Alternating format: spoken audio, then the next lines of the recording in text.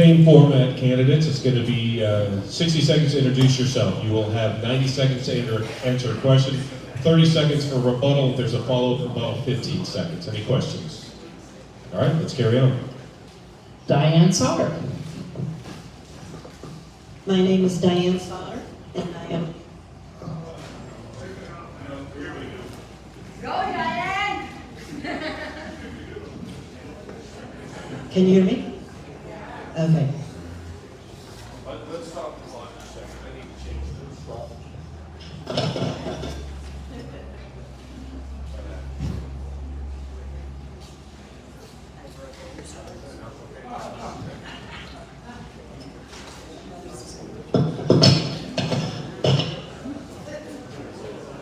Okay. Can you hear me? Okay. My name is Diane Sauer, and I'm running for Nye County Sheriff. I have 20 years of experience when it comes to investigations, undercover, and law enforcement. I feel that with that background to bring to this, and also having 2 businesses in the Chicagoland area, I have strong administrative skills, I have good leadership, I have core values, I have integrity, and I'm here for everybody here. I want to make sure that everybody is safe. I want to serve and protect the community of Nye County.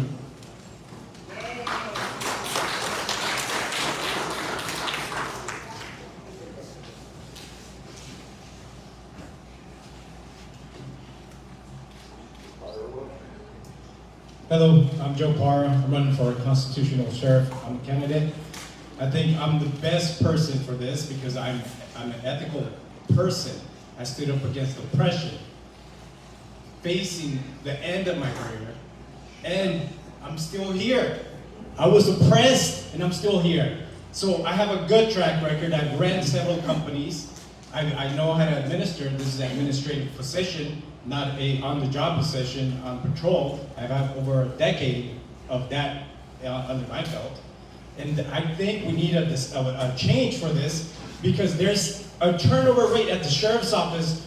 I don't have it right now in front of me, but I know it's over 50 to 75% that I see people at the sheriff's office turn over and leave and go, and not just leave to another agency. It's not about the money because people are trying to leave and not even be involved in law enforcement. They want to get over this administration. They're just oppressed.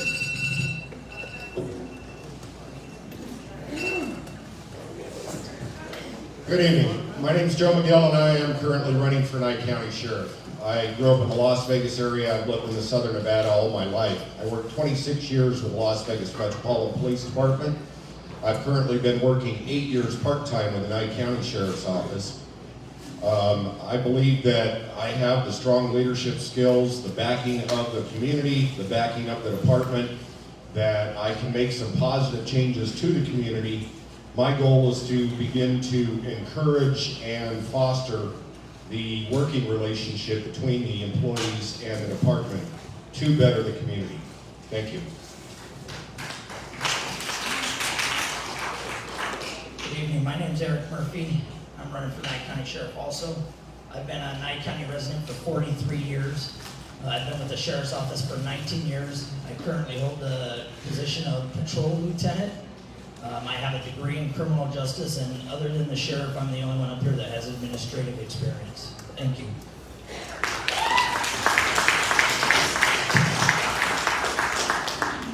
Hi, my name is Sharon Worley, and I've been humbled and honored to be your sheriff for the last 7.5 years. And I believe I've accomplished more in that 7.5 years than any other sheriff in Nye County's history. You can take a look at that on my webpage. Yes, we do have problems in the Nye County Sheriff's Office, a little bit of people being disgruntled, but that's what happens when we bring technology in and people are accountable. I've been a Nye County resident for 57 years in May 15th. And I've been with the Sheriff's Office in one capacity or another, or working for the DA's office as an investigator for 47 years. I have enjoyed this job very, very much, and I'd like to see it come to fruition. I came in here with a plan to modernize the sheriff's office. That's time, Sheriff I believe Worley. I've Thank done you. that. That's time. Thank you. Thank you. And ladies and gentlemen, just so you understand, the yellow sign is for 30 seconds, because I know, like, for example, Sheriff Worley wasn't here at the beginning and Bill explained it, so the yellow sign is the 30-second mark. Thank you. All right, thank you so much, candidates. Joe, you don't have to stand the whole time. All right. You can bring your motorcycle up there if you want. Okay, so we're going to start with our first question, which you guys kind of hit on that. Please talk about your professional background as it relates to the office that you are campaigning for. We're going to draw cards and then we're going to rotate around. So, Jose Parra? Yeah. There you go.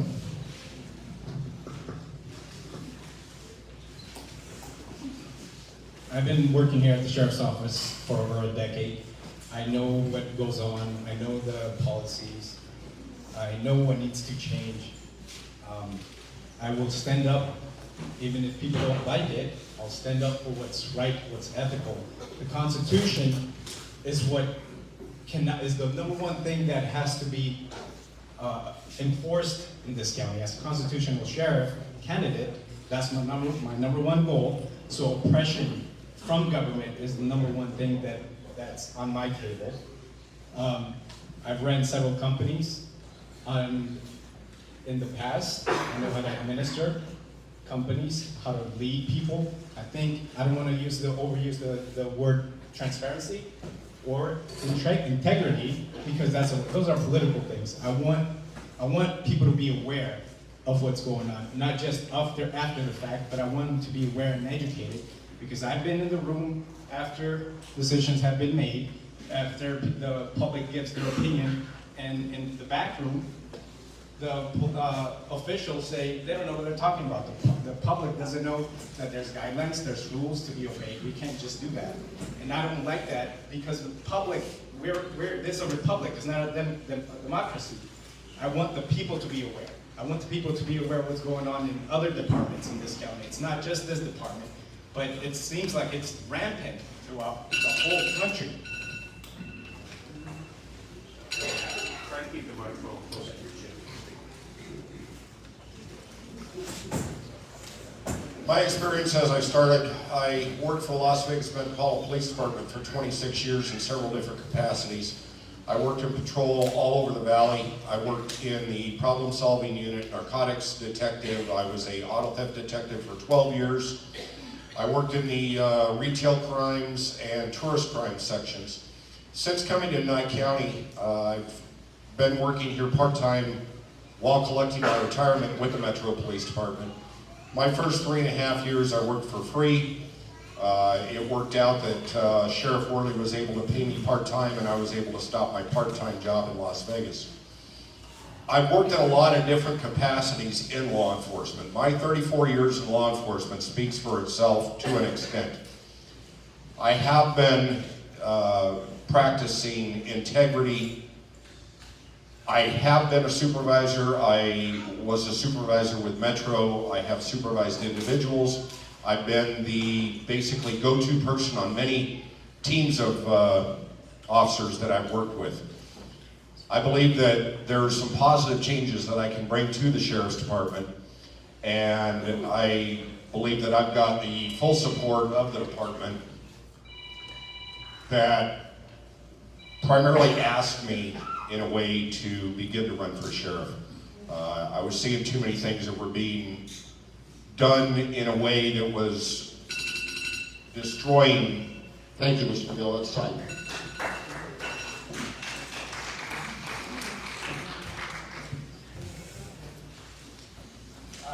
As I said earlier, I've been in Nye County for 43 years. I grew up here, went to school here. I was hired by the Sheriff's Office in 2003. I went through patrol deputy to K-9 handler to field training officer to detective to sergeant, and now currently a lieutenant. I also have a degree in criminal justice I also have my supervisor advanced post certificates, and I also have all my incident command classes. And that's why I believe I'm your right choice for sheriff.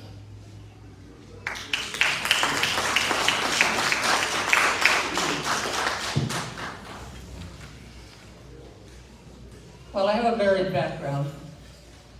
I managed million-dollar programs at the test site as an emergency manager. I've been sworn to this county since 1975. Yes, it's been a week or two. I don't plan on dying in office, as some people are putting out. I wouldn't be doing this if I didn't think that I could do the entire 4 years.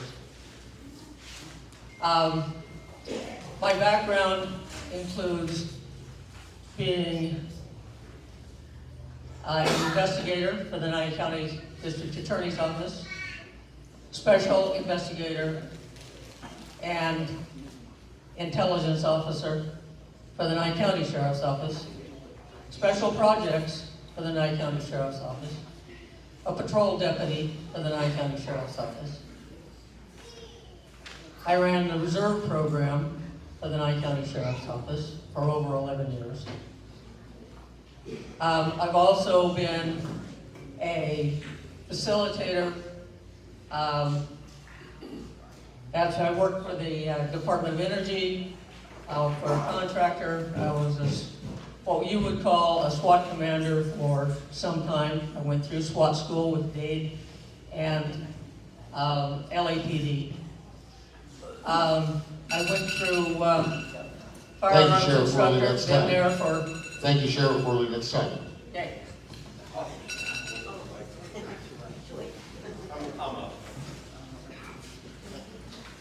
Okay, my background is, obviously, they work for a Nye County Sheriff's Department, I don't. So, I'm an outsider coming in.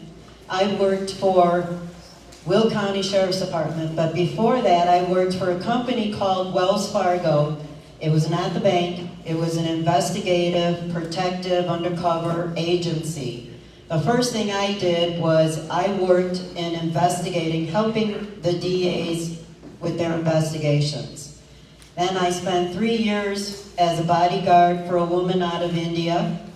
And then when sexual harassment was big in the workplace in the 80s, late 80s, they threw me into those areas. I did 10 years for them, and then I went to go and worked for the Sheriff's Department. Well, there was time in between. I was having kids and, you know, that kind of stuff. So, but then at 37, I went to the academy for Will County Sheriff's Department. I spent 6 months in there, and at the same time, as soon as I got out, I worked with the FTOs, and then I did traffic for a year and a half, and then I had an opportunity to do undercover gang unit inside Chicago for 9 years, 10 months.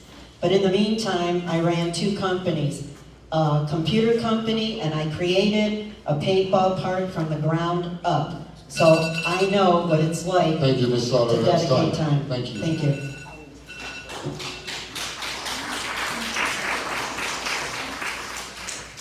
Thank you, candidates. If there are no rebuttals, we'll move on to the next question. You guys have 30 seconds. What would your primary goal be for the department if you're elected as sheriff? For this question, let's start with Eric.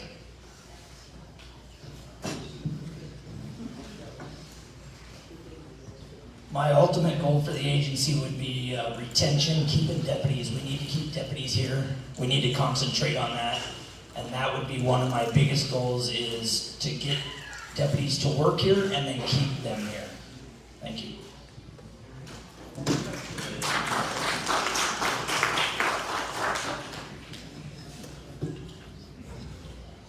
My primary goal for the Nye County Sheriff's Office is to provide services to the public, provide good services, and be able to have my people be accountable for what they do.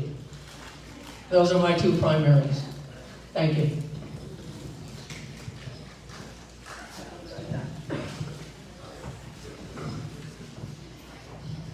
Well, everybody knows that the sheriff's department has their issues, okay? My concern is to provide enough officers by taking some of the officers out of the jail that are Category 3 and give them training to become Category 1. And in the meantime, hire correctional officers for inside the jail. This way it gives us more officers on the street. With that being said, also to provide services for the seniors, the veterans, and the kids, the children. What about the community? Everybody knows Nye County Sheriff's has their internal problems. That's going to be my problem. But everybody else, we need to serve and protect the citizens of Nye County and provide programs that will help the kids, help the parents, help the schools, like signs and symptoms of drug and alcohol abuse. We need to educate our faculty, our parents, our students. And how about human trafficking? Again, we need to educate our faculty, our parents, and our students. Thank you.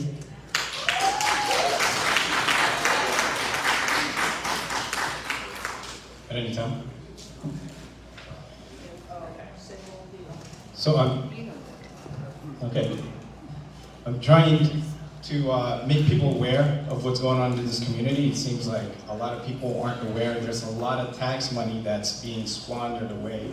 It's just being funneled in the wrong places. This community, there's millions and millions of dollars that the people are not even aware about that's being squandered away.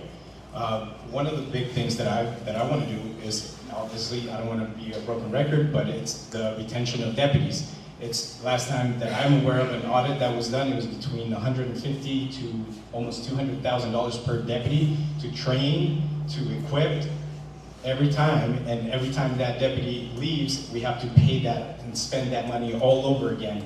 So that's one of the ways to retain money. Another one is for the jail. The jail, we're still, I don't know if you guys are aware, but your tax money is the one that's subsidizing the feds having the ICE contract here. There's no money that has been made.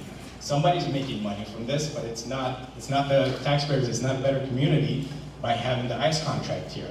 So that's one of the biggest ways that I want to bring the community up, having sidewalks, so having lights, having this community have so many more projects for the youth.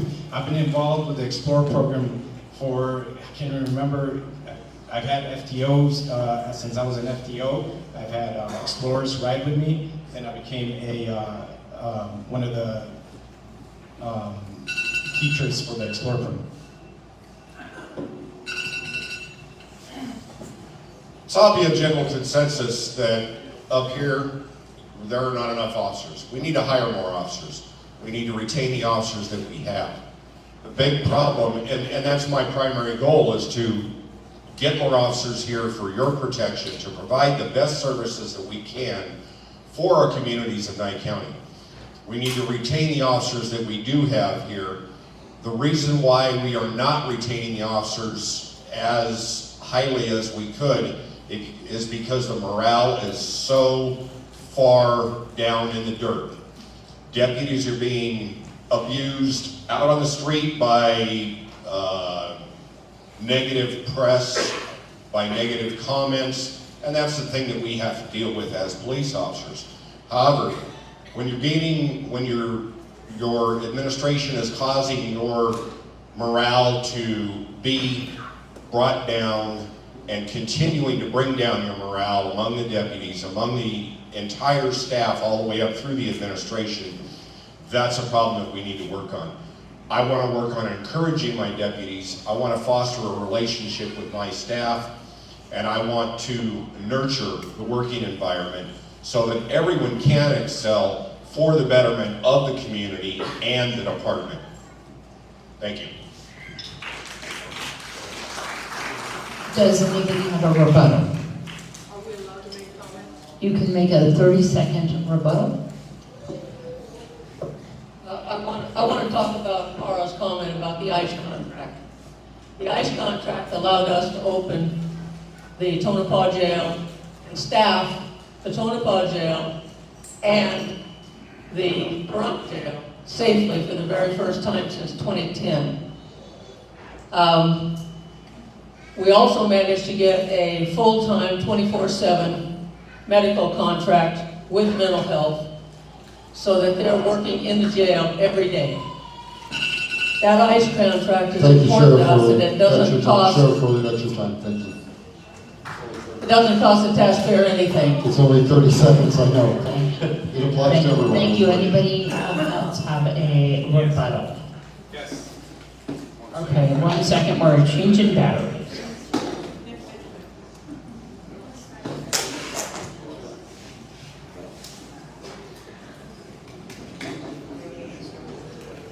Don't hurry. I have a bunch of officers here who are watching.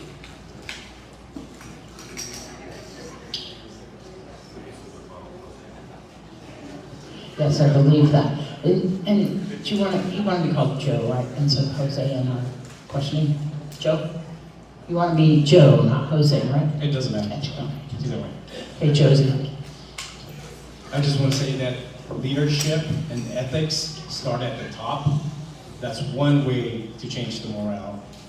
And the other thing I wanted to say is that articulation does not mean manipulation. You cannot change a wrong by using different words to describe it.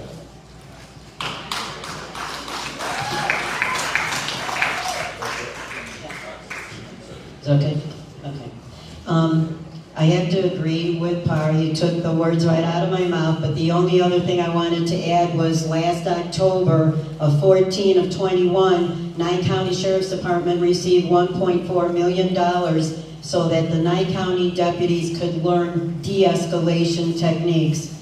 I'm wondering where that money went. The other thing is I'm going to be the biggest advocate for these deputies to get more money. I'll go to legislature, I will hound them, I'll do whatever I have to get them more money.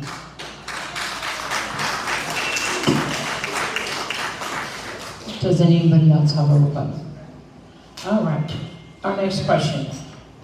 What policy or practice specifically do you disagree with the current Sheriff's Office administration, or would you like to change in regards to practices or procedures? And we'll go with Diane Sauer. Off the top of my head, I would have to say transparency and accountability on her officers, any level that they're at, captain, lieutenant, sergeants, whatever they are, accountability and transparency to the citizens of Nye County. I think that everybody here needs and deserves to know what's really going on in the department and stop hiding it with words or ignoring it or walking away, whatever it is. I think it has to be transparency to everybody, okay? That's it.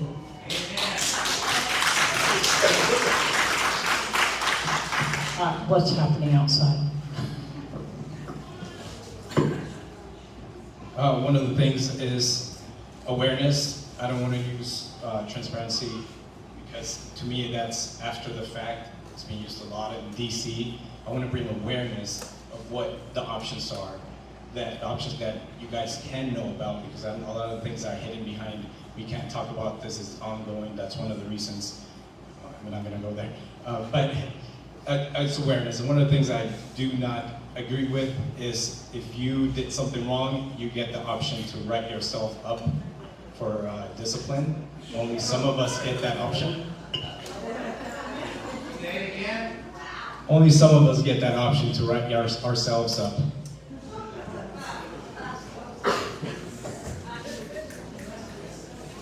To me, what I would like to change about the policy or the procedures as far as how it's being run is the over-discipline of the employees.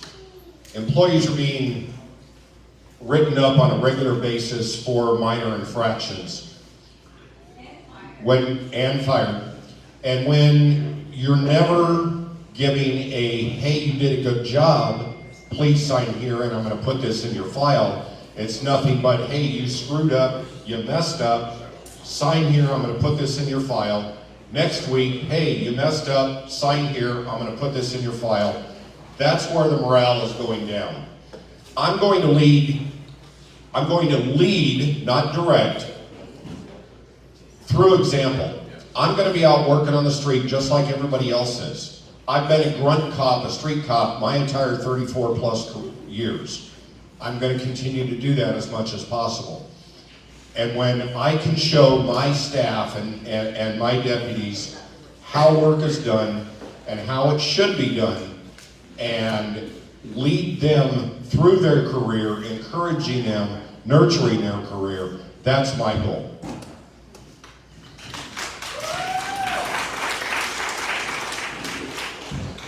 I think the most important thing we have to start with is transparency. If we can't be transparent with our officers and hold everybody to the same line, how can we do that with the public? We have to start with us first, and that's what I will do as sheriff.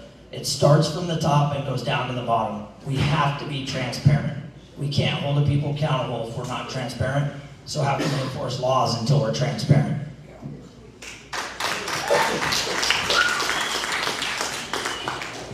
Basically, what it comes down to is accountability, and we've talked about that before.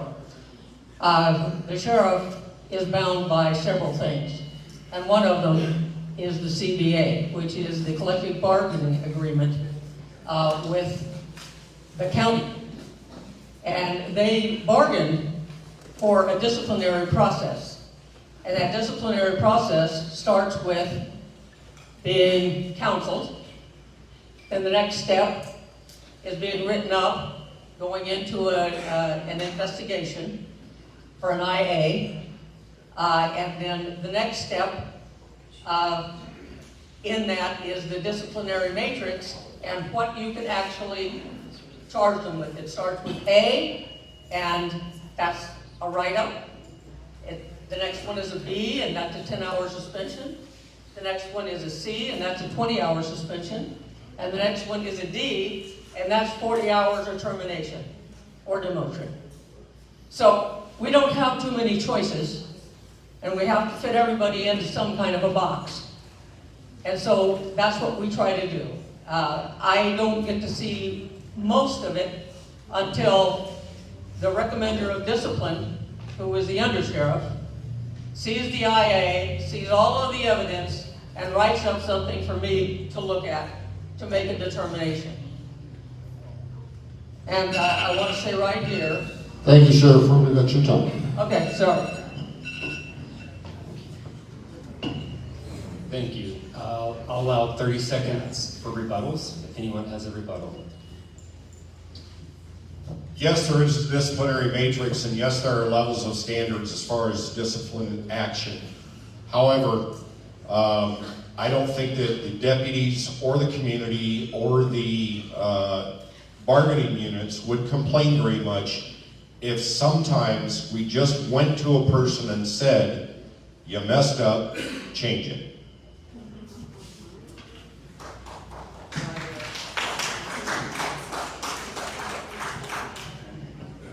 We've done that in the past, and some people have 13 to 14 write-ups for the very same thing, and we haven't done anything with them other than give them a warning or give them we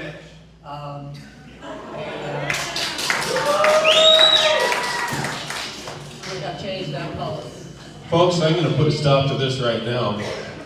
If you have something to say in the audience, go outside and shout it, but please not in here. You're disrupting the debate, and you're taking away from people's times. We can't stop the little clock and restart it after the discussion and the hoopla and everything happens. So please, don't shout out from the audience. We'd appreciate it. Little applause at the end of something, that's fine. But please don't shout out while somebody's speaking. Thank you. I understand when there has to be discipline to officers, but my concern is if this officer continues to make the same mistake, then there's a flaw in the training. They need to go back to training. Thank you. And if it's a criminal act, then the accountability needs to be more severe, maybe not training. Thank you.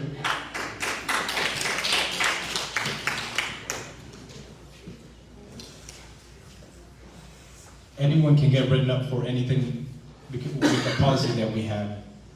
There's any little thing that you can find. The thing is, the problem is where you get written up every week, and there's not a deterrence anymore, because doing right or wrong, you're gonna get written up, so there's no deterrence at that point. It's an oppression type of work style.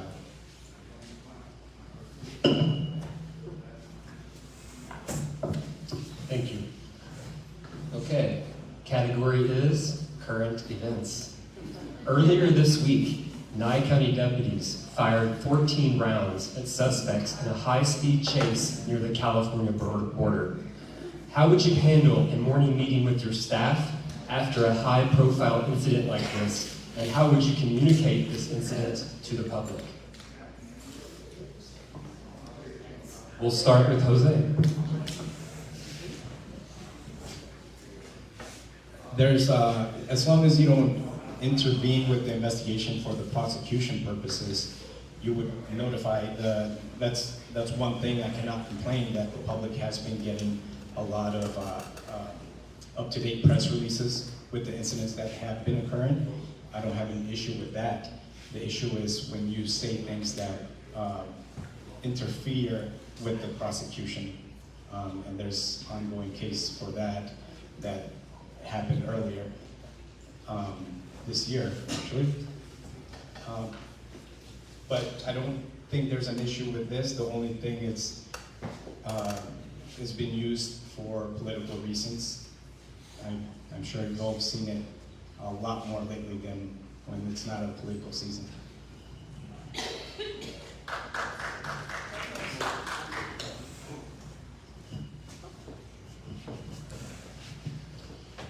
I agree with what Jose said. The press releases, the public announcement, the apps, it works well. And I do believe that the department is doing a pretty decent job as far as keeping the public aware of what's going on in the news. What I would want to address is I want to establish a point of contact for the department with the media that the department can trust and that the media can trust. I brought something to the attention of one of the media members a while back, and I was told, you know, Joe, if I run this story, I'm never going to get any information again from the Nye County Sheriff's Department. That's not right. We need to be, again, transparent. We need to be open. We need to address our fears as an agency, and if we don't take action on the things that need action taken upon, that's where we're failing you, and you're not getting the return on your investment that you deserve through the taxes.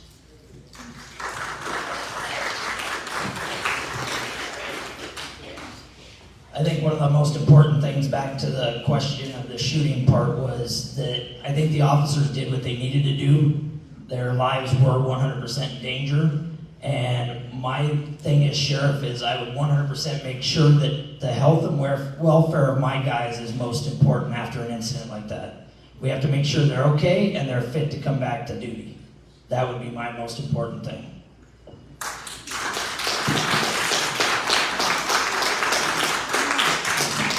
Eric, could you also please address how you would communicate that to the public?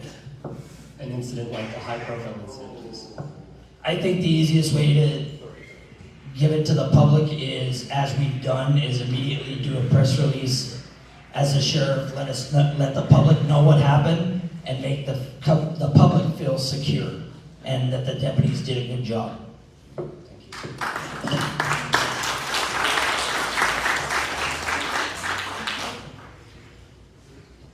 The sergeant or the person in charge is supposed to text and send out a notice on the app, letting people know that there's something going on, and that there's either a high-speed chase or there's something else that is causing us to go code 4.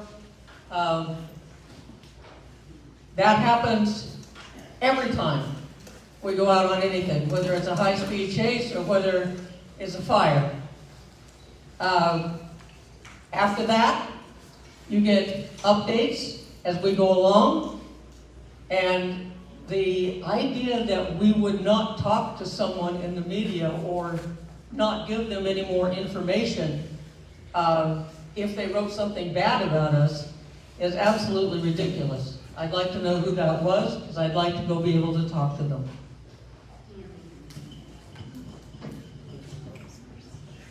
Would you like the entire sequence of events?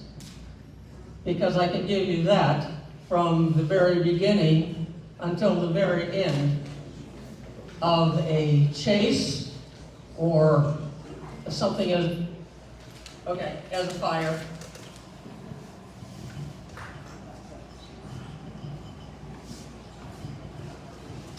I think the most important thing is also to make sure that the officers are coming back. It's their safety, to make sure everybody's accounted for, the investigation moves forward from there, okay? And I believe that everybody needs to be notified of what's going on, but I don't think that with the investigation still going on that you should have moment to moment on everything that happened. I think the most important points should be given to you, but play by play, I don't think that that's what we should be doing. But also, I like the fact that my department that I worked for, in an incident like that, we would bring it back to the station and we would talk about it and train on it and see where the mistakes we made and the positive things we did. It's important for these officers to talk about it as a family, because then we can move forward mentally healthy. Thank you.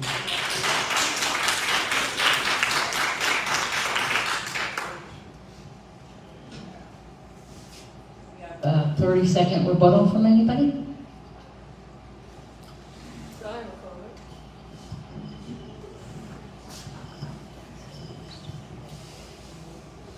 Actually, as far as the mental health of our Nye County Sheriff's deputies, anytime that we have a critical event, they have the opportunity to go to a shrink. And we have 3 of them right now that are doing that. The other thing that they have the opportunity to do is go to the hot wash and talk about what happened during that event with other people who were at the event. Thank you.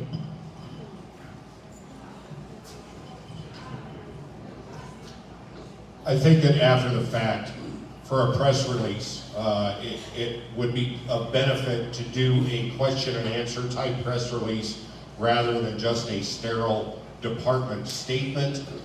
Obviously, there are things that are not going to be able to be answered to the media during a question and answer press briefing. However, some information can be provided. What? Can I talk about that too?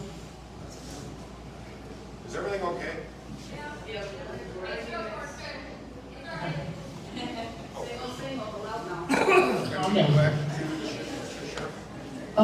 Are we already doing our 30-second rebuttal? Unless somebody pointed out the sheriff by name in particular, we don't have.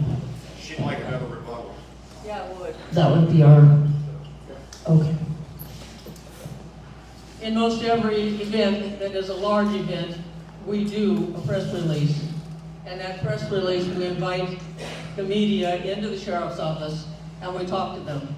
However, this one conflicted with one of my doctor's appointments, and so therefore I gave a briefing to the media, and then the media came back and asked questions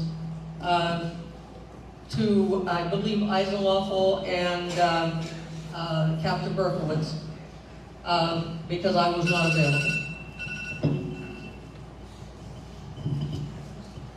Anybody else? All right, I'm going to wing this one because it kind of goes along the lines of this. When releasing press releases, the media is specifically requested not pre-produce videos because we feel that it has an angle that is put on by whoever. We would prefer to get declarations of arrest so that we can make our own determination, pick out the information on our own, and decipher what we would like to do with that story.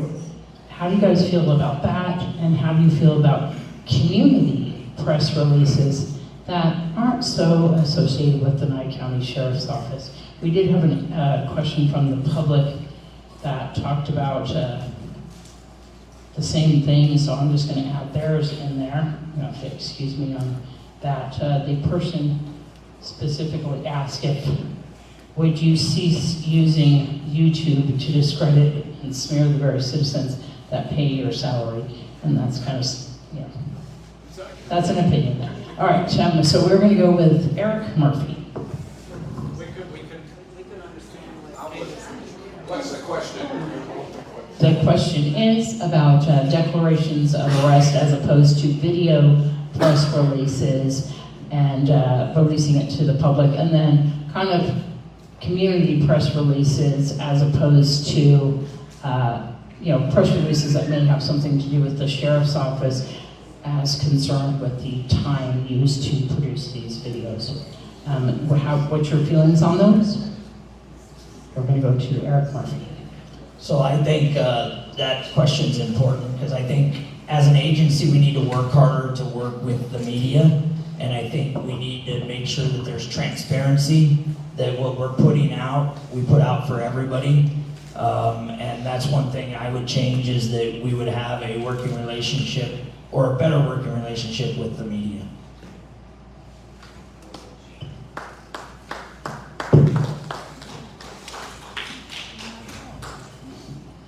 We've tried diligently to get as much out to the public as we possibly can. Some things we can't give out to the public. As far as transparency, I've worked on that since the day that I became sheriff. We always send out the deck and we give a press release so that everybody knows what's going on, who's been arrested for that week. And there's been some glitches, yes, but we think we've got the system absolutely cured because now we have dedicated people to do that. And in the beginning, we did not have dedicated people. And some things did get missed. But lately, the last month, 2 months, 3 months, I'm not sure which, we have a dedicated person that puts that out on a regular basis. That comes out Mondays and Fridays.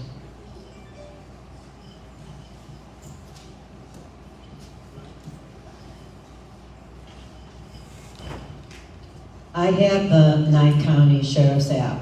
It's very informative, but I'm a little bit old-fashioned.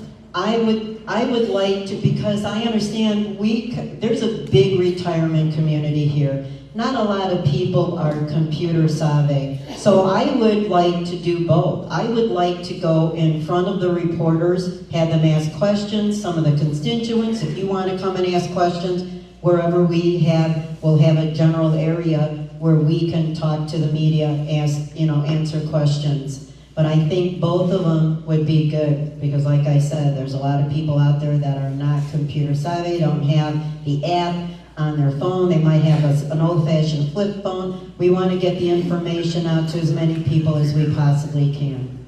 Thank you.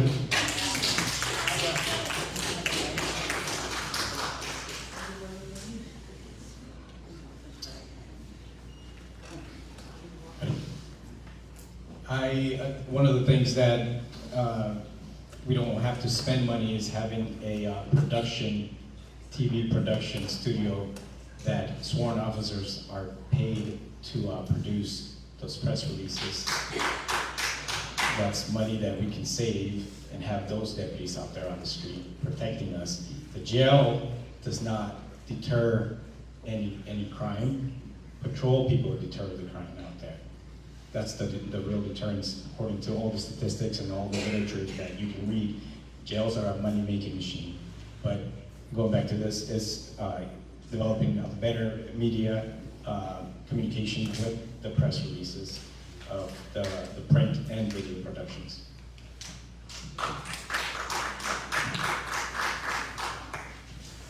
I think that releasing a document so that the media or the public can read it and gather their own information from that is a good solution. There are times that those documents cannot be released. To address your person in the audience question, no, I don't agree with using YouTube to, I think you said, humiliate individuals. YouTube or press releases or however you're going to do it should be done for the betterment of the community and for information to the community. The community needs to be aware. We can, as Jose said, we can hire an individual who can be paid less as a civilian employee to create and produce these press releases. Rather than having a sworn deputy or a sworn sergeant, in most cases, doing this information. And that could save us some money, and it might even give us a better final picture and a final product if we were to do it that way.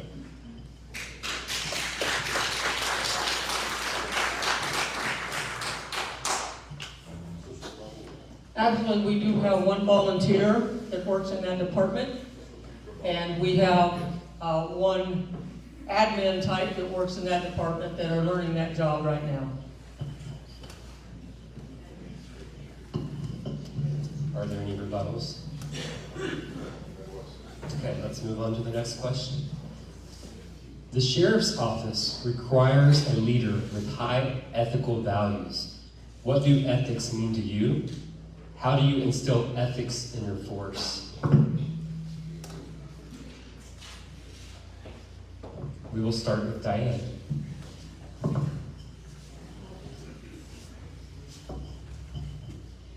I believe ethics has to do with a lot of what you believe in yourself, the morals. You would set an example as the sheriff and have core values. It also talks about to have that you have to have trust, respect, honor, accountability. These are all core values. That all lumps up into the same thing. And I have that. That's all I know as, having law enforcement background. I don't know how to do anything else but to be that. That is who I am. And I would set that example as a sheriff, and I would make sure that my guys underneath them understand that and have the same values, and have the same core values, and have the same understanding and respect for themselves, for their job, to have integrity, to have respect for the way they look. So, that's it for me. Because that's how I am. I try to be as professional as I possibly can all the time. I treat people with respect back. Respect is earned. Thank you. Like Diane said, morals makes up ethics. You need to be morally correct. You know what's right from wrong. People know what's right from wrong. You don't have to be told or listen to the media what's right from wrong. If you face oppression and you're willing to put your career on the line, and you have the strength to face oppression and what's wrong, and you're willing to admit what's wrong, and you still face it, that's what ethics is. Someone that's ethical is not just someone that's never wrong. To me, that's someone unethical. They'll never accept, that's a dictatorship. They'll never accept when they're wrong, and that's what we don't need. We need someone that will stand up for what's right, even if their friends are on the other end. The only loyal person or loyal thing you should be loyal to is the Constitution and to yourself. To look at yourself every day and stand up for what's right. That comes from the top. That's real leadership. That's what deputies need. Thank you. The question once again is, what do ethics mean to you, and how would you instill them in your force?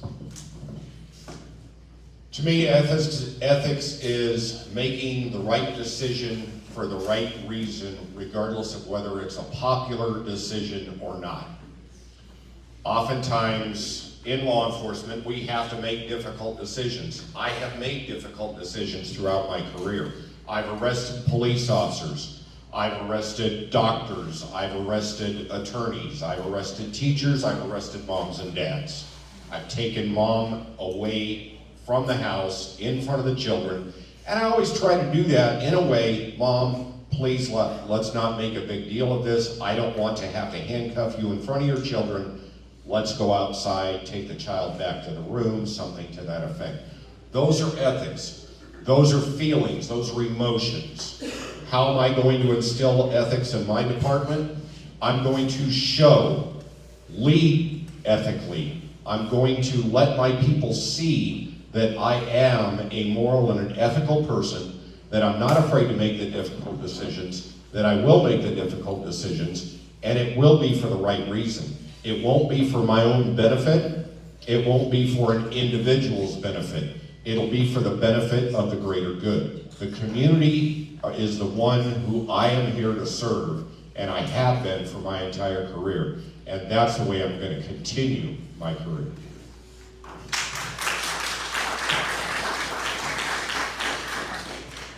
For me, ethics is important. It's in my being. It's one of the most important things we deal with on a daily basis. Everybody has to be held accountable and held to the same standard.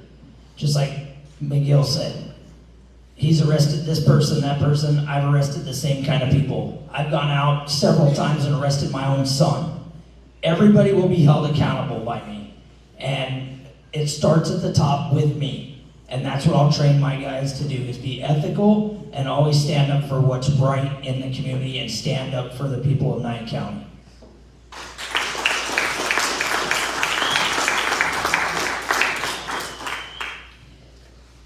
Ethics is doing the right thing whether anybody's looking or not. Ethics are all the things that these people have had to say. I have been ethical my entire life. As far as Murphy told you that he had someone sting his own house, I've done the same thing a very long time ago. It doesn't make any difference. You have to stand up and you have to be ethical. You have to have honor, integrity, dignity, responsibility, honor, and you have to, absolutely have to, have transparency. Being transparent is probably one of the most critical things that you can have in a department. Being critical to the department, I would say that my department, approximately 30% of them do not want to be accountable, and they do not want transparency. That's the sad part of this entire thing, but it happens in every department that goes for technology. Every department. You can check it out across the web if you want to. And approximately 30% are against change. Thank you, Sheriff, for Everybody's that's your against time. Okay, does anybody have a rebuttal?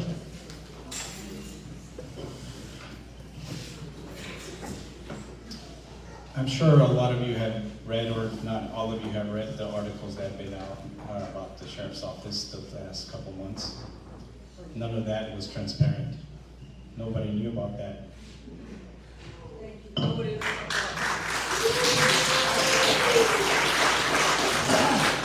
Do we have any more rebuttals? Oh, yeah. That's a very interesting statement, because some of those articles happened before I was ever sheriff. Those articles came out in, articles, came out in 2013. I was still working for the DA's office. I ended up arresting at least one person from the sheriff's office. And if you'd like to check how that turned out, there was litigation after that, and that person won that litigation. So, Thank you, Sheriff, for that's your time. Okay, I'm sorry. Any more rebuttals? we have a question that is related in a way. We recently have seen some video from the Las Vegas Review-Journal, which took a few months to acquire. We also just saw a deputy who got arrested in the sheriff's office very quickly release that. In the case that one of your officers, staff, co-workers, or other department staff, elected officials, or anyone else that may be a conflict of interest have been arrested, are being investigated, facing disciplinary action, put on administrative leave, or terminated, would you inform the media and the public, and how would you release that information?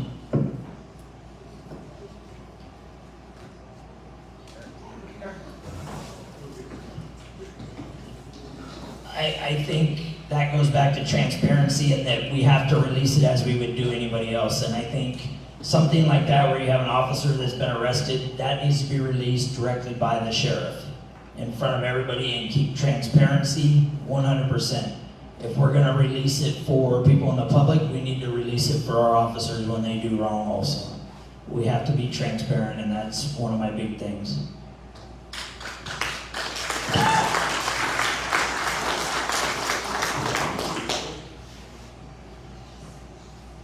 The stories in the newspaper that come out from time to time can be slanted. And my concern when releasing information to the public is that people take a improper position or an improper stance sometimes. Is it important to release information of a public official or a notable instance or a notable individual? Yes, it is, because that's news. Yes, it is, because we want to make sure that it is not looking like we're covering things up. Nye County has a long-time reputation of a good old boy system. That's one of the biggest things that I want to change when I take office. There will be no good old boy system. If you did it, it doesn't matter who you are. Do I want to ruin people's reputations, ruin people's careers prior to it being resolved in the courts or administratively in the case of a termination or something to that effect? No, I do not. A very basic press release, and then let the chips fall where they may, let it play out.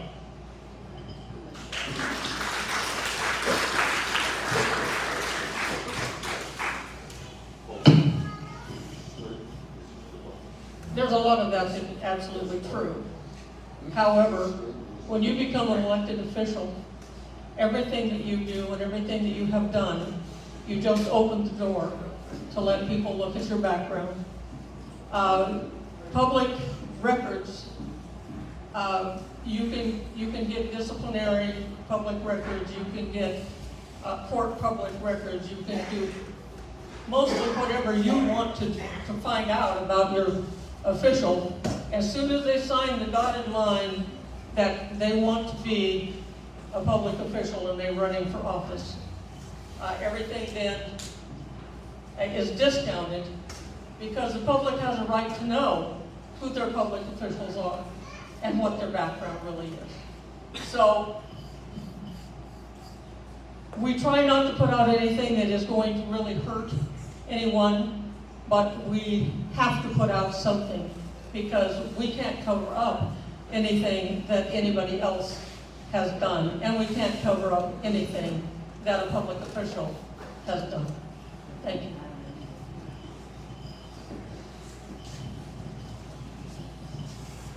I do believe that the sheriff should be the one to make the announcement.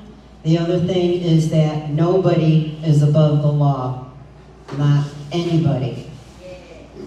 But I don't have family here, and I know that that can be difficult, but sometimes you have to do what you have to do when somebody breaks the law.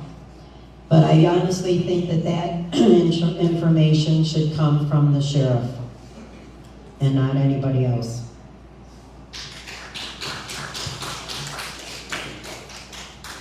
Just like Joe said, it's sometimes the stories are used for political reasons. They are canted to sway the voters' vote, because honestly, you guys all know and are aware, but you're only knowing the story that we're telling you. And I think that's not our job. That's up to the media. So we should just report the facts to the media and let them report it to you guys. Thank you. Are there any rebuttals? This question is from an audience member. It pertains to the 4 that are working on the force now. There is a general consensus that there is corruption in this department. If we submitted a Freedom of Information Act about any ongoing investigations in your office, what would we find? We'll start with Jose.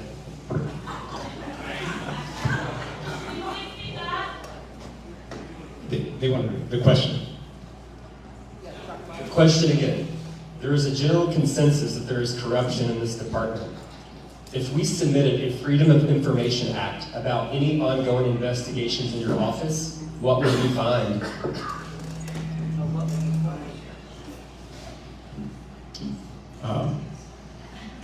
Alleged corruption. I say alleged until we go to court. I wish people would use the Freedom of Information Act more than they do, because there's a lot of hidden skeletons in the sheriff's office, dating back years before my time, obviously, but there's documentation there. I hope all of you guys become aware that you guys can ask for this, and if you don't get deterred by them saying, no, not at this time, because it's an ongoing investigation, because the courts will, if you appeal it, the courts will grant it to you. And I hope you guys do.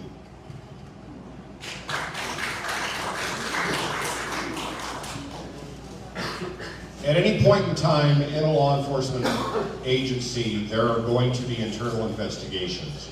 Corruption is a subjective term. One person's corruption is not another person's corruption. You will find, if I'm not mistaken, I heard the other day there were 120 something open internal investigations currently going on. It's going to happen all the time because people complain, people make comments, and not all complaints come to disciplinary action. As a matter of fact, based on my experience, more often than not, they do not come to disciplinary action, and thank God for body cams, because they save careers, honestly. That's why a lot of organizations are trying to block body cam video through law enforcement now. You're gonna find investigations, and they are there. Some will lead to disciplinary action, some will not.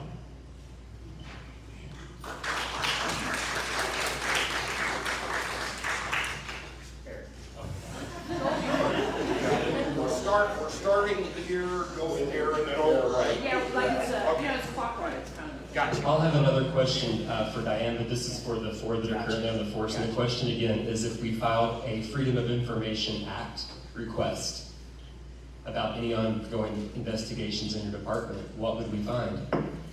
I've said this before when I've been asked about it. I think it's the people's right to do a FOIA request.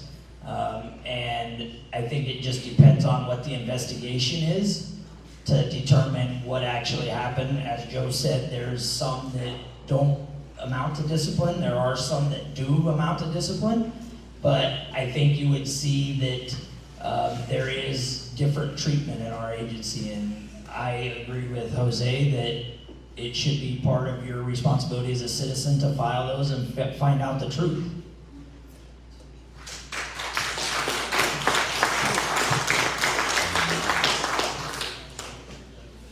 Well, that's an interesting question. I wasn't sure whether you meant investigations or cases.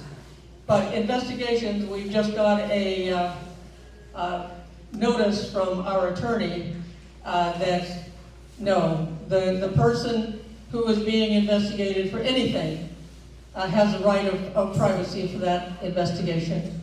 That was a question that we asked Mr. Kane that wrote those articles that you're talking about. And the attorney came back, the Coolpack attorney came back and said, absolutely not, do not release any investigation, ongoing investigation, or finished investigation to the public. There was a thing called Dawn Ray, and she decided that the balance was with the employee and was not with the public.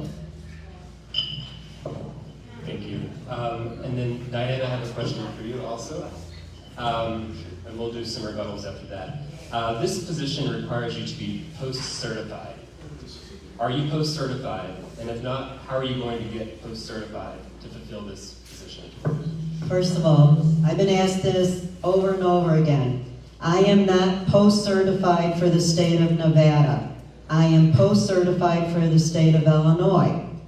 Now, the word post means after the fact.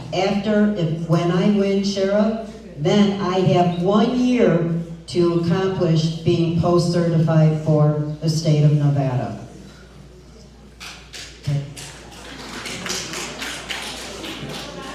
We'll also allow any rebuttals on questions that were asked. Can we actually clarify that? POST is actually an acronym for Police Officer Standards and Training. Just want to clarify that. And do we have rebuttals? Yeah, I just wanted to bring up, post does not mean after the fact. Post means Peace Officer Standards of Training. That is the certifying agency organized by the state and overseen by the state that certifies law enforcement officers to be law enforcement officers. There is hundreds of hours of training required through an academy that certifies you to be a peace officer in the state of Nevada. And a test. And a test. Well, first of all, I want to say that I offered Ms. Sauter to go to the academy that we started in January 3rd, so that she could be post-certified. I offered the same thing to Judge Jasperson because his post-certification ran out. I talked to the executive director in post, and he said he talked to Ms. Sauter and told her flat out that she had to be certified before she took the job. That's about all I can tell you on that one.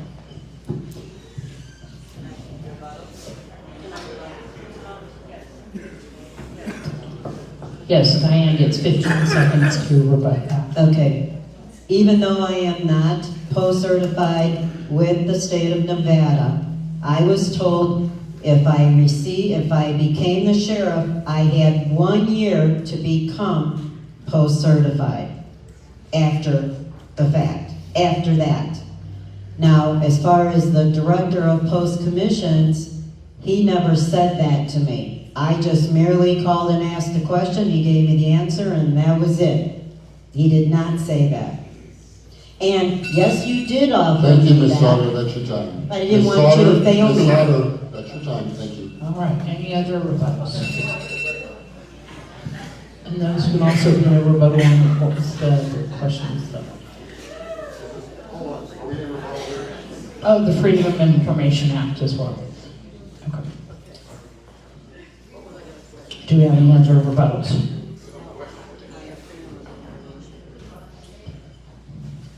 Are we good? Okay. I was going to tell you that the law changed on October 1 of last year. That we now fall within Clark County and Washoe County, which means that you have to have 5 years of police history, which she does, but you also have to be certified according to the DA in Clark County and also the DA in Washoe County. Any other rebuttals? This question is a rebuttal for Sheriff. I wasn't aware that you denied the Freedom of Information Act. When your initial answer about the Freedom of Information Act, I wasn't aware that you refused to turn that information over. And Sharon gets to respond to What that. are you talking about? You said that your initial answer to the question, you said that you had the right to not send anything over to. No, I said, That's the I end of your said time, Mr. Chris. that Hold on. the pool pack- Folks, excuse me, I The can't pool time this pack I can't attorney. time this property if you're having an exchange. It's 30 seconds per speaker. Sheriff Worley, go ahead. okay, the full pack attorney told me that, no, I could not do that. I have to go by what full pack tells me because they are our litigation. They take care of all of our litigation. Any other rebuttals? All right, we're going to go with the next question. Express your thoughts on body cameras and that telephone. Thanks. Do you guys like that ringtone? That's my question. Express your thoughts of body cameras, what you like and dislike, if applicable, and what's going on with this thing. Okay, I have to move somewhere. All right. And would you make that footage readily available to the public and particularly to the press? And we are going with pick a card. Joe Mcgill. So you said particularly to the last line, particularly to To the press. to the press. I'm sorry, if I just said Democrats.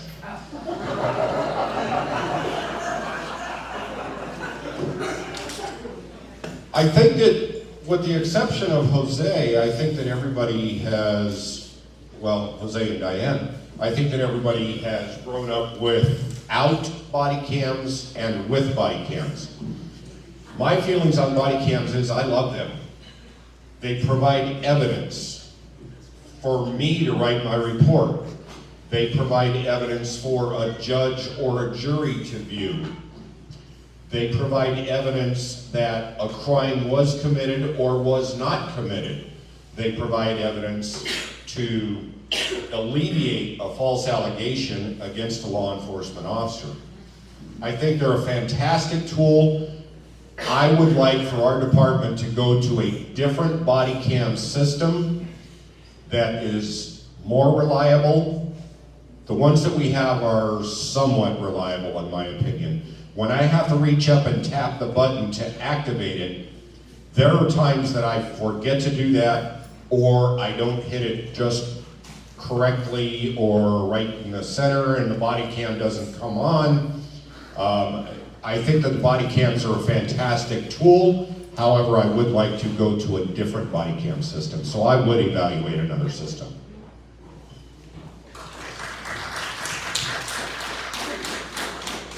On that, I agree with that. I think for somebody, like Mcgill pointed out, somebody that started in this career without body cameras and now is dealing with the body cameras, I think they're a great tool.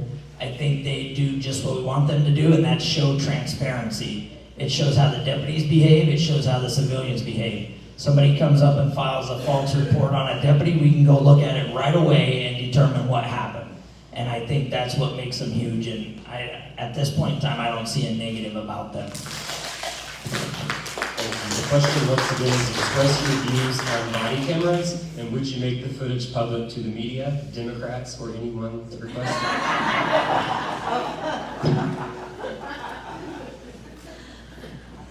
I hope that was the same question. As far as body cameras, I became enamored with them as soon as I got on the force. And to tell you the truth, we had body cameras. The beginning of the installation was 2018, and I am a proponent, absolutely, for as much information as I can get to back up what my deputies are doing. And we also have firearms cameras on our firearms.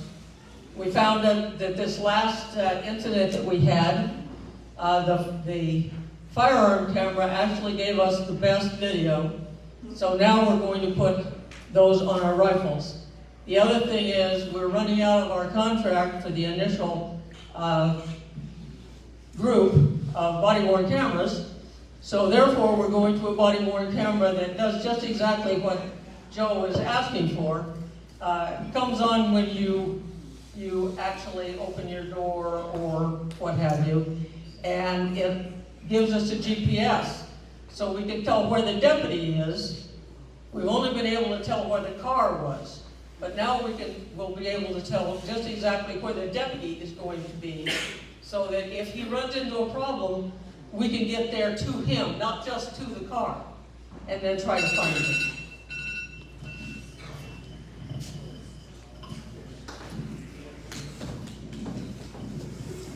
Yes, I was on the department when there was no body cams, but not for very long. And then we got the body cameras and the microphones, but also later, before I left the department, they did have the cameras that the minute you came out of the vehicle, they activated, and we were also able to find the officers wherever they were. But that was I think that was like in 2005. But they're amazing. I think they're a very good tool for us to have. I think it would help the citizens to understand what took place. If you're sitting in a jury, a better understanding of what happened, a better understanding to the investigators as to what happened, and to the officers in case they get investigated. I believe sometimes the officers get a bad rap, but you also have to remember, not everybody can walk in their shoes.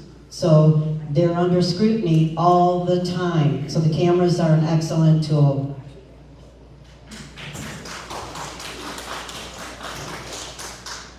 There's a consensus up here, obviously. Also, the public is not aware that dispatch can also see the cameras, our body cameras, when they're in dispatch. So when we're talking to them and we're in need of help, they can see what's happening. I think it has a few things to work out, but that's the intent, and that's one great thing that we've had is body cameras, because it's helped a lot of deputies. It's helped not just for our court cases as evidence, but it's helped a lot of deputies and the sheriff to determine what the truth is, because people lie.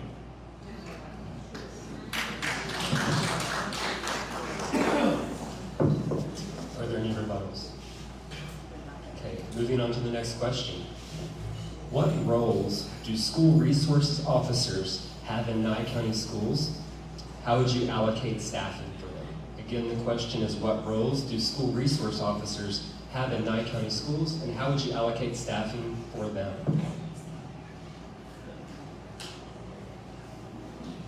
We'll start with Eric.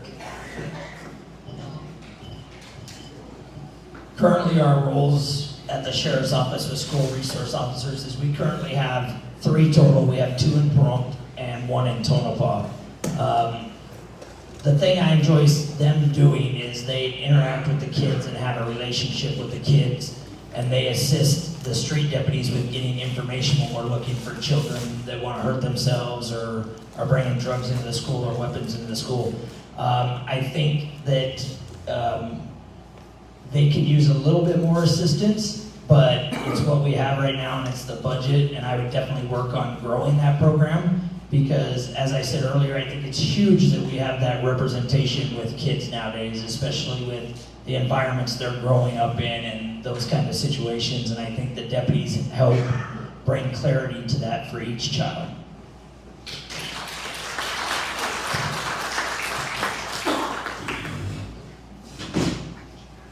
Eric's absolutely correct. The funding actually comes out of the sheriff's office, and we share that actually with the school.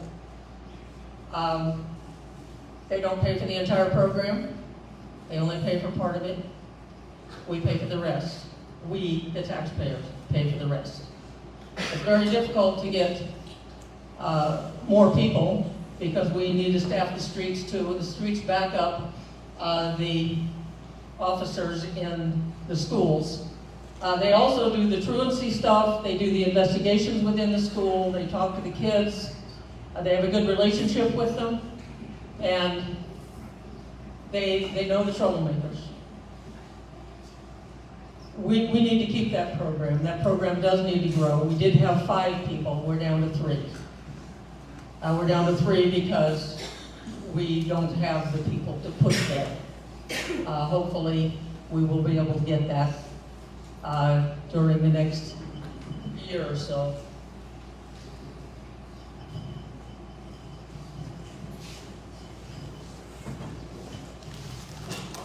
I think it's really sad that we only have 2 officers here and 1 in Tonopah.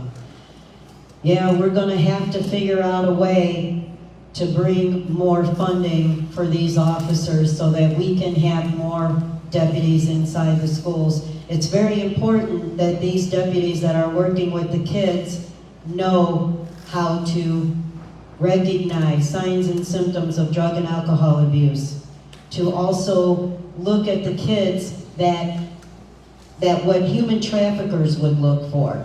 Spot those children and maybe help them out, talk to parents, you know, bring the attention to the faculty, to the principals, that we need to watch over these kids. We need to protect them, but mostly these officers have to take a lot of training to be able to do that, and it's constant training. It's not just once a year. This is constantly, every month. Thank you.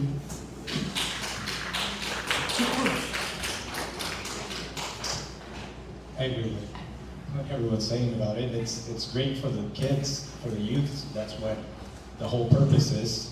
I don't know why anybody would say otherwise. But I mean, it's obviously we have to grow it.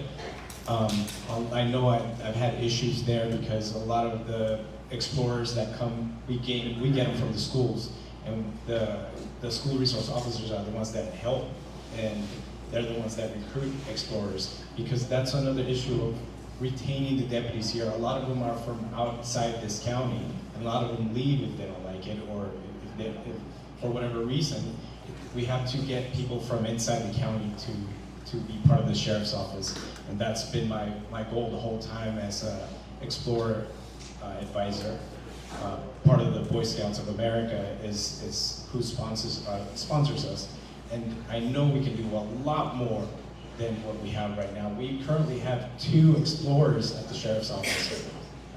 We have to do something else. We don't even have anything for the kids for the summer anymore. We had the great games, that's been taken away. I know we can get it back. This is what we have to do to grow, and obviously get more SROs to the schools in our community.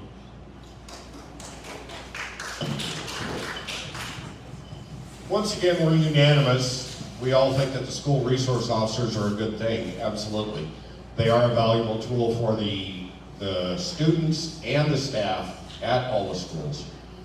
They provide an example of a positive role model to the students. They investigate, they handle disturbances, they handle problems in classrooms, they handle problem children, they handle calls out on the street involving kids away from the school if it's somewhat of a child issue at a residence. Say, for instance, there's 10 kids skipping schools at the house next door to you.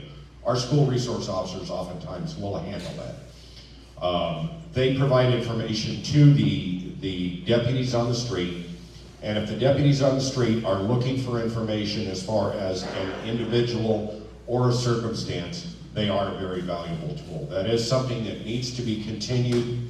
I would like to see it budgeted under the school district completely so that we can continue to keep our officers on the street where they belong.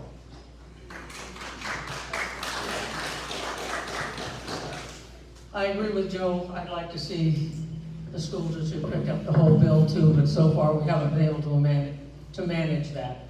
The other thing is that we have 3 SROs down here and we have 1 in Tonopah.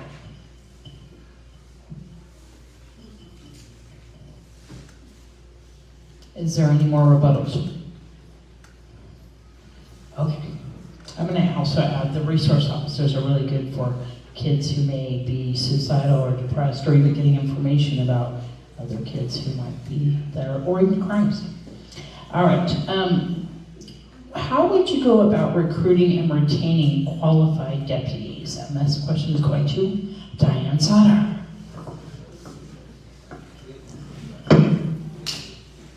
Well, one of the ways, like I mentioned earlier, was to take some of the deputies that are in the jail, that are Category 3, and bring them out for training to make them Category 1. And then in the process, go ahead and replace those with correctional officers, which will open up employment to other people in the area.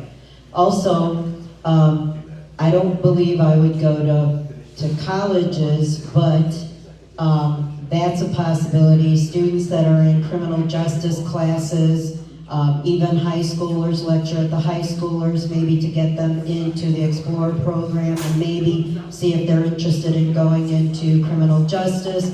But mainly the colleges and military, open it up to military. Also, I'd like to find out if here in the state of Nevada, if I know that sometimes there's people that pay for their own way to go to the academy. And if they do, they're really not been hired by anybody. That's a possibility too. But I'm open, you know, I'm working on that.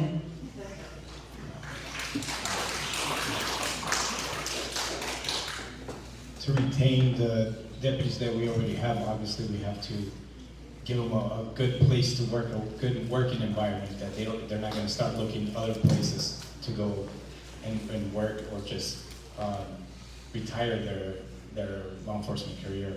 And like I said earlier, it's getting people from inside the county. If they have a family member here, if they have something investment in this county, they're going to want to improve the community. They're not just here for the paycheck. They're doing it because they're part of the community that live here. I think that's recruiting from people that are already interested in it. Obviously, it's another one from, like she said, people that have criminal justice degrees, people that are interested. You can go anywhere from the local colleges, military graduates, people that want to be part of this community, not just commute here to get a paycheck, that actually want to be here.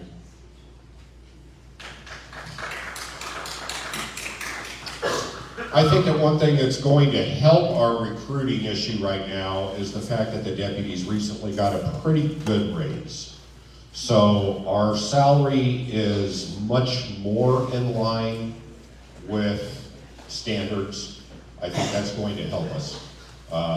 My plan is that I am going to actively recruit through the internet, YouTube, Facebook, whatever social media platforms we can use it on. I'm going to contact colleges throughout the country that have a focus of criminal justice, because more often than not, people that are working or toward a criminal justice degree plan to go into law enforcement in one way or another. Another way is I'm going to actively recruit military bases, because oftentimes people getting out of the military are coming into law enforcement. Those are two things that we can focus on. We can work throughout social media, provide information of our department, of our community, hey, and tell them that 11 months out of the year you can ride your bicycle and you're not freezing riding down the street. That's a plus, right?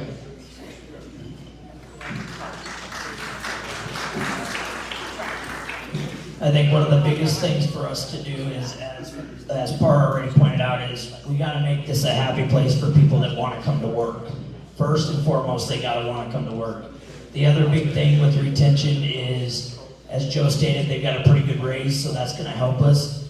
But one of the biggest things is getting out to the public and letting them know what the sheriff's office does on a day-to-day basis. Going to these job fairs at the high school, trying to recruit people that way, going to job fairs around the state, trying to get people to come to work for us, and show them the benefits of working for Nye County. That's one thing I'll concentrate on.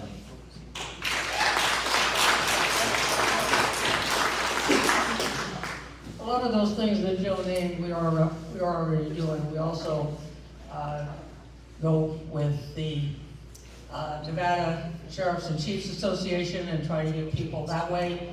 We go through the National Sheriff's Association, try to get people that way.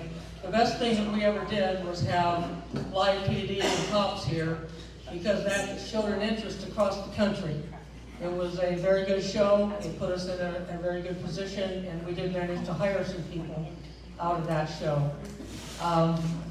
The other thing that we do is we try to get our cops to seek out people in the county. We want to keep people in the county employed.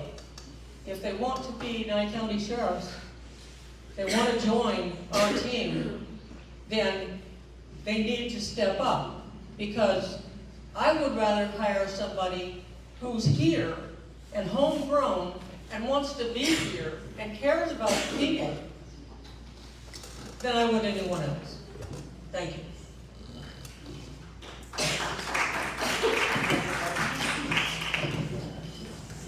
I would just like to take the time and make people aware. When I was back on patrol, I'm not sure if there's that many people that do ride-alongs nowadays. I don't see them, but there was a lot of people that were doing ride-alongs, and people from this community, so you guys can see what the deputies go through on the shift. And everyone here is welcome. Absolutely. Thank you. Are there any other rebuttals?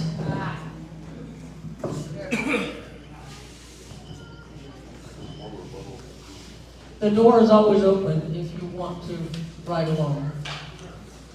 The problem is, a lot of the people that want to ride along really don't want to work because they're retired. We do have people that come in that just want to see what we do and how we do it, and they're more than welcome to do that. Thank you. This will be our last question of the evening before we do our closing remarks.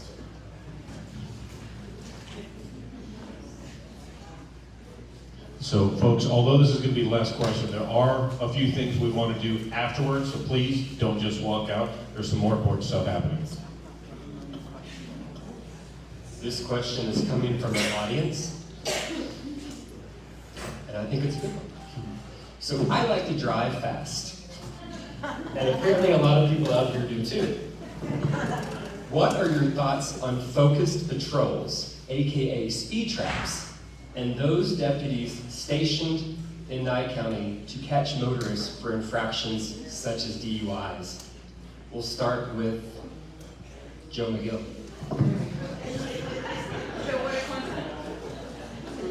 You wrote that question for me, didn't you? For anybody who doesn't know, the joke here is I am currently a motor cop for Nye County, stationed in Pahrump. So that's what I do. I don't agree that there really should be such a thing.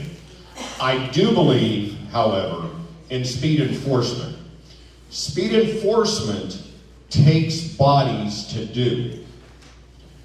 In order for us to have speed enforcement, or better yet, speed deterrence, we've got to have deputies on the street.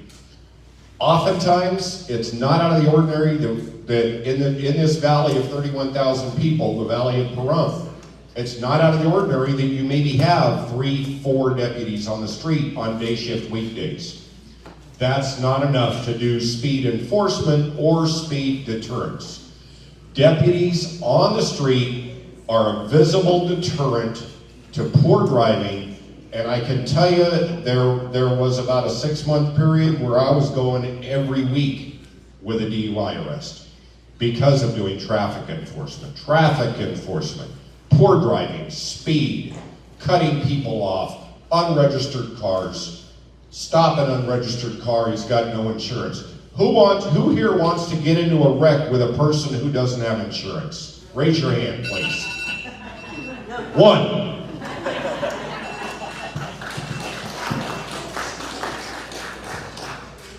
I think, as Joe said, that traffic enforcement, it's proven with traffic enforcement that it decreases crashes, and we have to be visible. We have to have deputies out to enforce our speed laws, especially in this community, because we've all seen it. We have more crashes than we should. And DUI is important to me. As a matter of fact, I'm the lead DUI instructor for the Sheriff's Office currently. DUIs are extremely important, and we have to do a better job of enforcing those, and that's putting people out on the street to enforce that part of it. Thank you.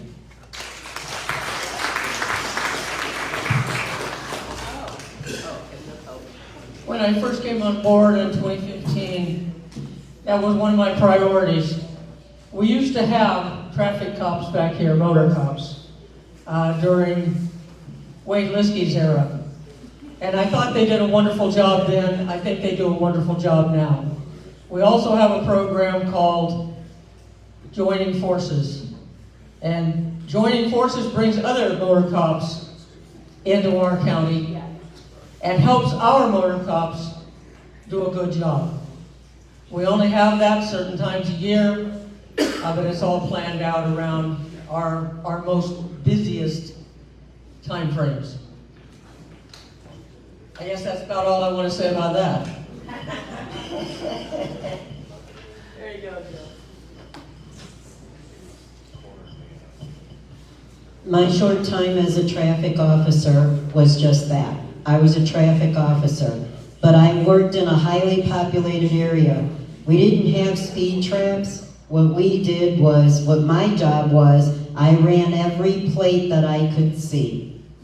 But again, highly populated area. And you did pull people over for speeding, but what I'm noticing here is, holy cow, there's a lot of accidents. For there not being a lot of people, there's a lot of accidents. And I don't know, are they speeding to have their vehicle flip over? I mean, just a lot. But I think that it's the officers need to enforce this. They need to be out there, pulling people over that are speeding. It's for your protection, whether you're doing the speeding or not. It's really for your protection, okay? So you don't get into an accident or you don't cause an accident.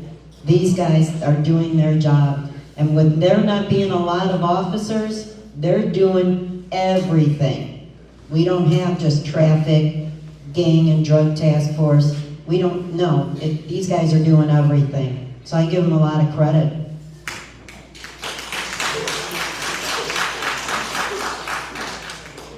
I know this is a hot issue. Probably because a lot of you guys don't like getting tickets, and like they all said, it's for the safety. I've arrested people for DUI, cops for DUI, and the one thing they all say is, I don't care if I die, leave me alone, this is my life. And I don't care either, frankly, but I care about kids that also are on the roadway. I care about other people, because my own kids are on the roadway. And I've had kids die in my arms. And if you haven't been there, you don't know.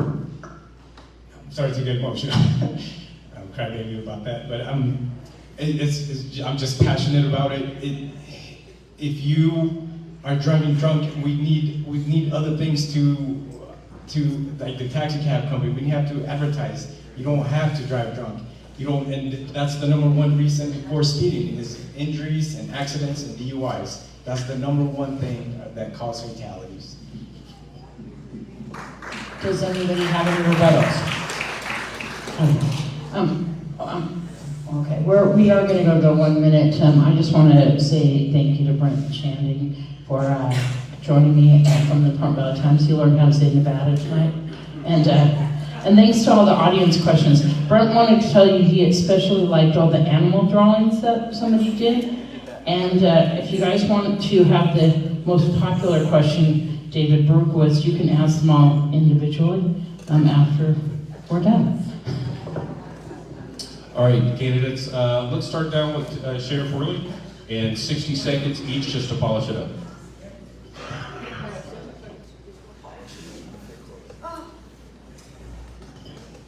Well, first of all, I'd like to ask for your vote in June and also in November. And I would like to tell you that I am a constitutional sheriff. I have been endorsed by Sheriff Mack, who runs that program. Not only that, I went back to Liberty University and was his EMC for one of his large seminars. I stand for the Constitution of the United States. I believe in our freedoms, and I believe in the Second Amendment. I've already fought Sisolak over that. So, you might say, he's got my number. As I said earlier, I've been in Nye County since 1978. I'm dedicated to this community. I love this community. I'm not going anywhere. With my training, my experience, my time as admin, working with the budget also, I think I'm your best candidate for sheriff, and I really appreciate your vote come June. Thank you so much.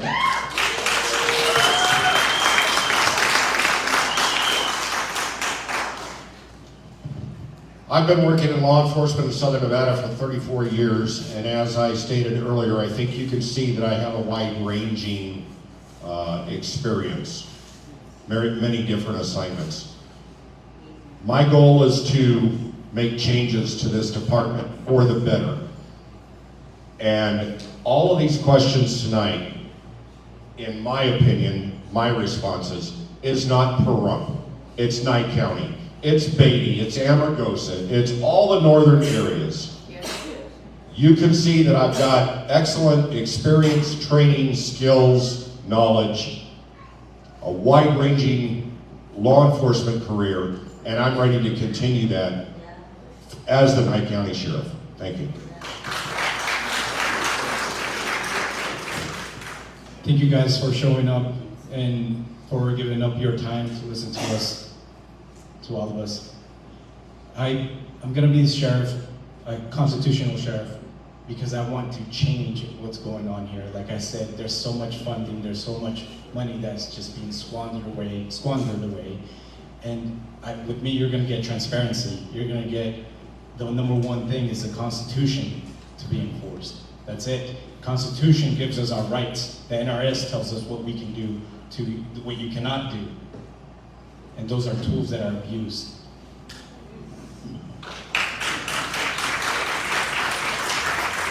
I'd like to thank the Republican Party for organizing this for everybody. And I thank everybody for coming out to listen to us. I am a constitutional officer, always have been. I believe in the Constitution, and I will defend the Constitution of the United States of America and the Nevada Constitution. I believe in the First, Second, and Fourth Amendment. I believe that the Bill of Rights is our permanent structure that is viewed as a cornerstone for the citizens of Nye County and their actions, okay? I have experience in business administration. I do not have experience in law enforcement administration, but I could learn it just like anybody else here could learn it.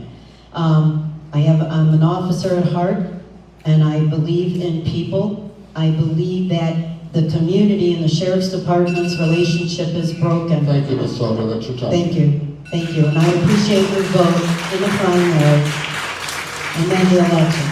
Thank you, everyone. So, a couple of things. Thank you, candidates.